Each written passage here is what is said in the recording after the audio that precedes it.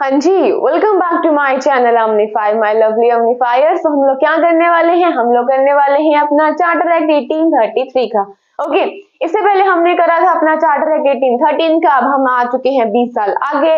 मुबारक हो सबको, ठीक है। आप लोग 20 साल आगे बढ़ चुके हो अपनी लाइफ में। मजाक है एक्ट में, ठीक है। 1833 में हम लोग आ चुके हैं। और हमने क्या करा था? हमने करा था अपना पिट्स इंडिया एक्ट करा था, रेगुलेटिंग एक्ट करा था, 33 का चार्टर करा था। हमने कॉर्नवालिस के बारे में भी पढ़ा था, ठीक है, कैसे वो सरेंडर करके आगे थे। तो इतनी सारी बातों को हम लोग आज तक कवर कर चुके हैं अपनी पॉलिटी के अंदर। सबसे पहले आप सबको भी कॉन्ग्रेचुलेशन कि आप लोग बहुत अच्छा पढ़ रहे हो।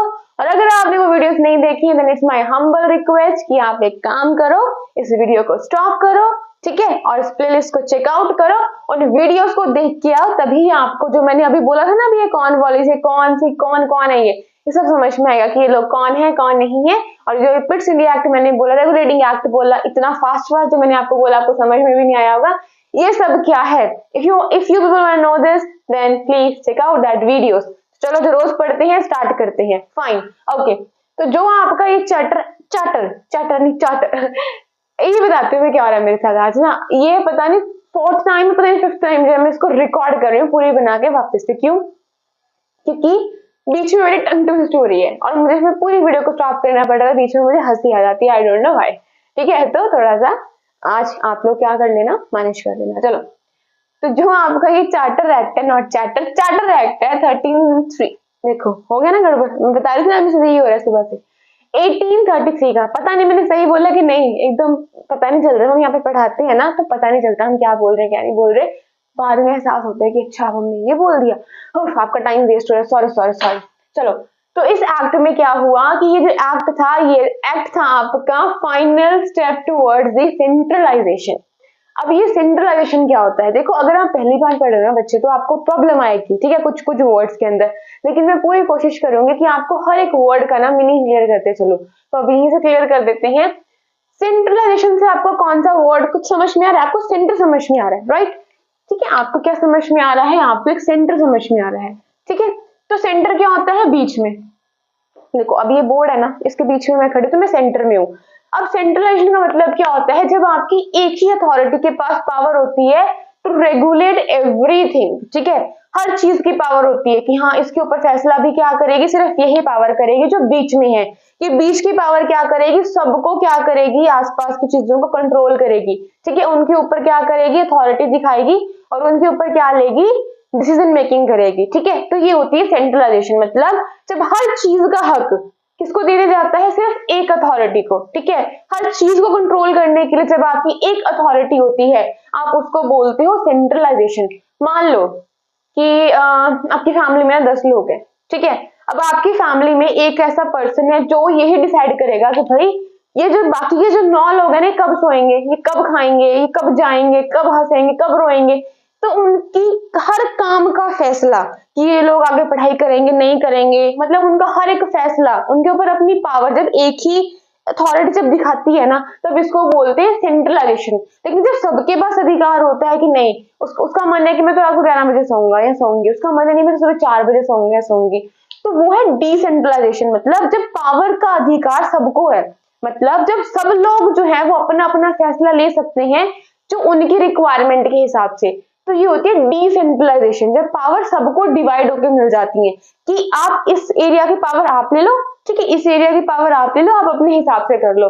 बट जब ऐसा हो जाए ना कि सबको कंट्रोल सिर्फ एक ही पर्सन करेगा, एक ही अथॉरिटी करेगी, तो हम इसको बोलते हैं सेंट्रलाइजेशन होना पावर की।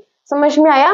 तो ये एक ऐसा स्टेप था, एक ऐसा एक्ट था जिसने फाइनली क्या कर दिया कि प्रॉपरली कर दी पूरी तरह से सेंट्रलाइजेशन। देखो होता क्या है, अगर आपने प्रीवियस क्लासेस को देखा होगा तो हमने देखा था कि जो आपके गवर्नर ऑफ बंगाल थे, इनको दर्जा मिल जाता है गवर्नर जनरल ऑफ बंगाल का। अब क्या कर दिया जाता है कि जो आपके बॉम्बे के गवर्नर होते हैं और जो मद्रास के गवर्नर होते हैं, उनको सबऑर्डिनेट बनाया जाता है आपके गवर्नर जनरल ऑफ बंगाल के अंडर में, ठीक है। मतलब कि यही उनके लिए क्या लेंगे, अब लोग उनके लिए फैसला लेंगे और उनके ऊपर हो गए। तो थोड़ा सा ये क्या किया गया था, सेंट्रलाइजेशन करा गया था। बट अब पूरी तरह क्या कर दिया गया कि भाई यही सब कुछ है, ये महान इंसान, आप लोग कुछ भी नहीं हो, आपके ऊपर जो भी होगा आपको इनका हुक्म क्या करना पड़ेगा, सलाखों पर रखना पड़ेगा, मानना पड़ेगा। तो फाइनली पूरी तरह से क्या कर दिया गया, पूरी तरह से कर दी गई सेंट्रलाइजेशन। समझ में आया? पेपर में क्वेश्चन आएगा कि बताओ शुरुआत कहां से हुई थी सेंट्रलाइजेशन की, तो हुई थी आपकी रेगुलेटिंग एक्ट ऑफ 1773 से, ठीक है।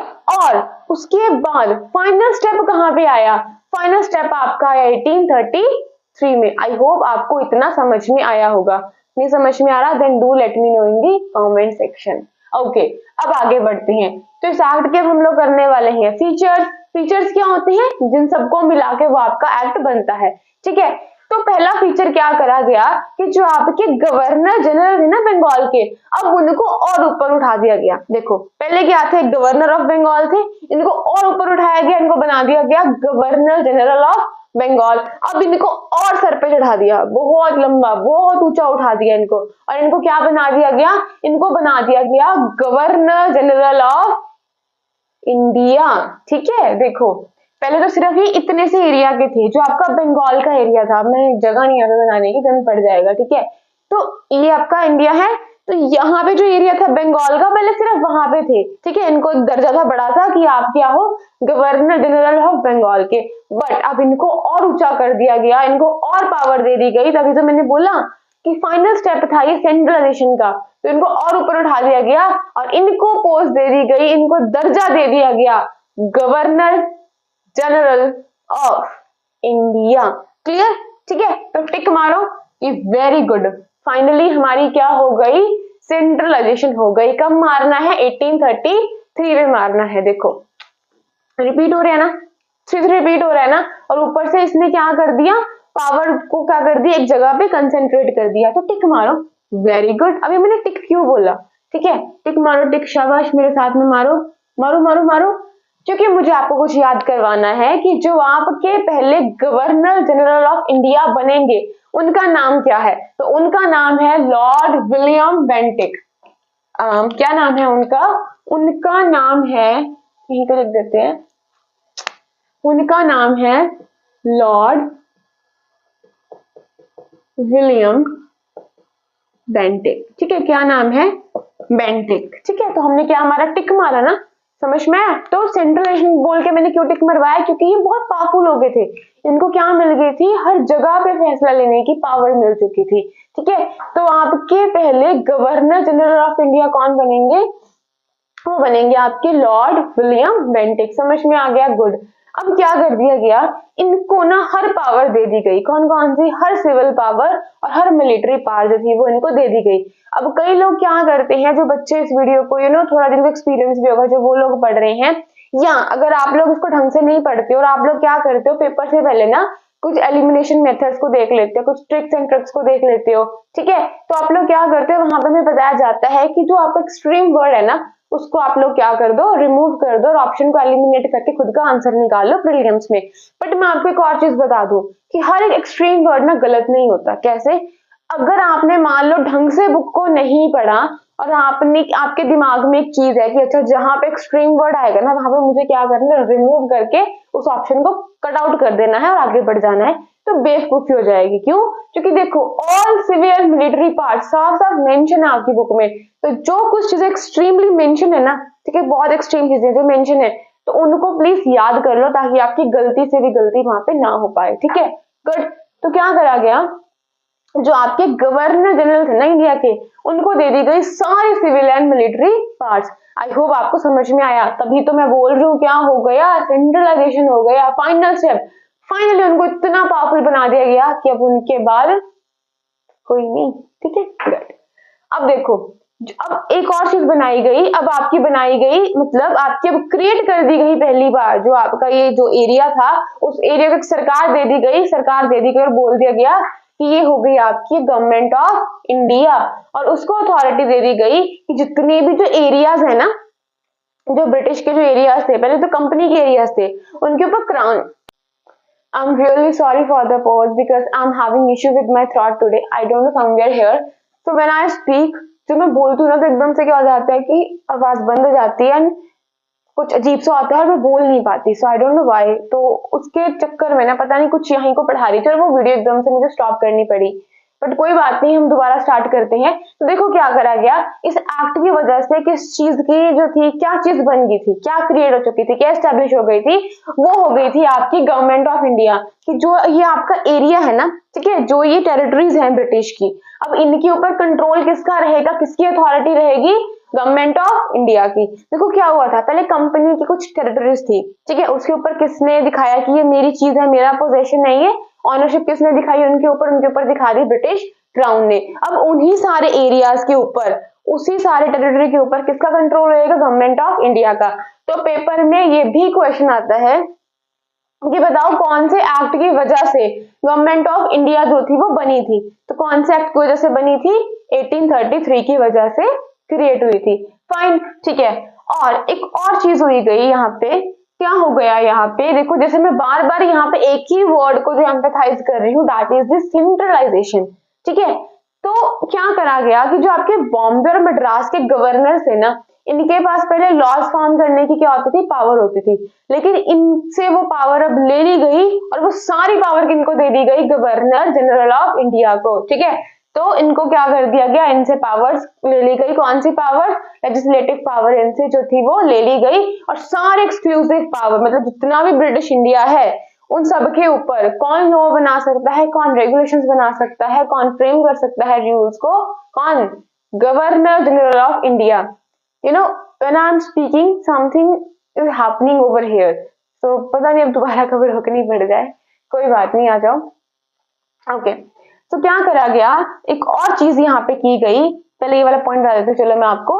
इस एक्ट से पहले जो भी एक्ट्स बने थे, जो भी आपके लॉज बने थे, उनको आप लोग बोलोगे रेगुलेशंस, ठीक है। और इस एक्ट के अंदर जो भी बने हैं या बनेंगे उनको बोलोगे आप लोग एक्ट्स। क्या बोलोगे, एक्ट्स बोलोगे। समझ में आ गया रेगुलेशन और एक्ट का फर्क क्या होता है, जो पहले बने थे वो रेगुलेशंस और जो अब है वो एक्ट्स कहलाए जाएंगे, ठीक है। थोड़ा सा वर्ड्स में चेंज कर दिया गया, एक ही चीज है बट थोड़ा नाम अलग अलग कर दिया गया।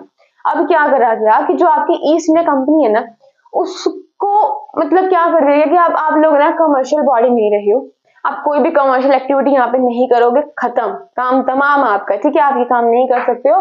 अभी आप प्योरली क्या बन के रह गए हो, आप बन के रह गए हो एडमिनिस्ट्रेटिव बॉडी। अब आप सिर्फ देख रेख करोगे, ठीक है, इनको सब चीजों पे अपना रेगुलेशन सब कुछ करोगे। आप लोग अब कोई कमर्शियल काम नहीं कर सकते, कुछ नहीं कर सकते, लेन देन में आप क्या करोगे, और कंपनीज आएंगी यहाँ पे अपना काम करेंगे, आप लोग चुप बैठो और यहाँ पे देख रेख करो, ठीक है।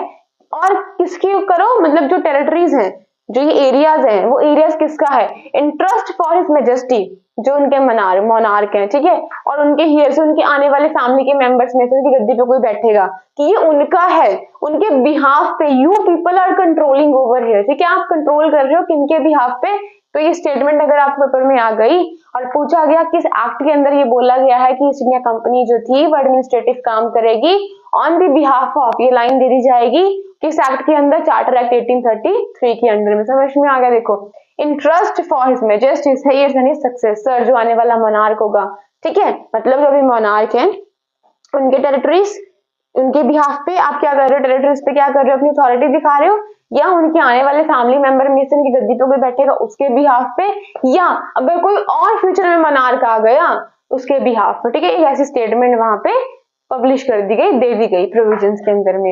एक और बहुत खास चीज हुई थी बट होते होते रह गई, इंट्रोड्यूस करा गया था open competition for selection of civil servants, ठीक है। तो ओपन कंपटीशन जो था वो इंट्रोड्यूस करा गया था। अब देखो हुआ क्या था, क्या होता था कि इंग्लैंड से ना लोग आते थे इंडिया में और यहाँ पे आके बड़े बड़े सिविल सर्विस की उसमें बैठते थे और एक बड़े बड़े ऑफिसर्स बन के बहुत कमाते लूटते थे इंडिया को, खुद की जेब भी जो थे वो लोग भरते थे, ठीक है, और बड़े वेल्दी हो जाते थे, बड़े आराम से आके जीते थे यहाँ पे, और हर कोई चाहता था कि वो लोग क्या बने, वो लोग एक सिविल सर्वेंट बने। और क्या था, ये लोग ना यही लोग बन सकते थे, इंडियंस को ये कोई भी राइट नहीं होता था। तो इस एक्ट के अंदर ये बोला गया कि क्यों ना हम लोग इन इंडियंस को भी राइट्स दे दें कि आप लोग भी कोई भी प्लेस, कोई भी ऑफिस और कोई भी एम्प्लॉयमेंट जो है वो कंपनी के अंडर में कर सकते हो।